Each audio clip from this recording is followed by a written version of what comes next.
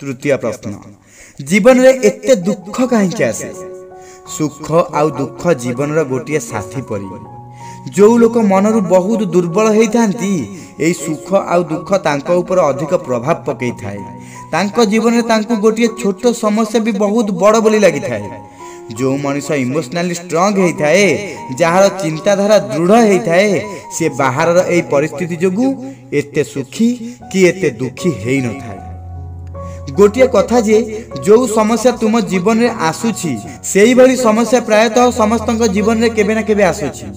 एबे एइटा तुम ऊपर रो कथा जे तुमे दुखी हेउछ, परेशान हेउछ कि ताकु बुझी तार सॉल्यूशन बाहर करूछ। कहंती ना संकट समस्तक ऊपर आसे, किए सेथिरे भांगी जाए, किए ऊपर को उठी जाए।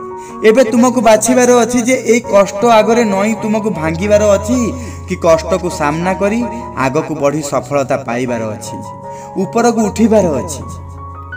किछि लोक एमिति अछंती जे कि भाबंती कि बाहा हे गले सुख मिली जिवो, हेले एमिति किछि भी नुहे। मु एया कहूनी जे बाहा हेले दुख मिले, हेले केतेक लोक एमिति अछंती जे कि निजर चिंताधारा ही एमिति बनै कि रखिछंती जे एबे दुखी अछि, बाहा हे गले सुखी हे जिवि।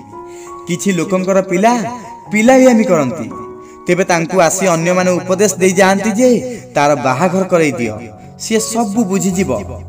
बेकरे पघा पड़िले आपे आपे सब करिबा को लागिबो, बुद्धिमान हे जीवो। अरे ये की कथा, कोन बाहा हे गले के बुद्धिमान हे जाए कि सी ता पिलालिया में सांगे सांगे छाड़ी दिए?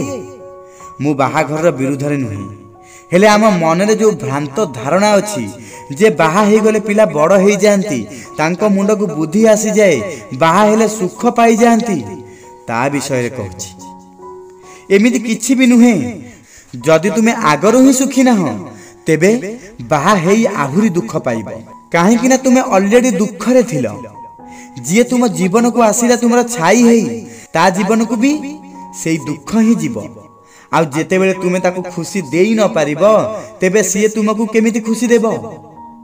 एई कथाटी हेई पारे तुमको बाधिला परि लागि पारे, हेले सतत एइटा सब किछि तुमरी हाथ रे अछि। तुमे तुम विवाहित जीवन को सुखमय करि पारिबो, से सब किछि तुम ऊपर निर्भर करे। तुमे एई दुख आगरे परिस्थिति आगरे हार माननी, ताको बुझ आउ तार सॉल्यूशन बाहर कर, आउ ता ऊपर कार्य कर। देखिबो तुमरा जीवन पूरा पूरी बदली जीवो।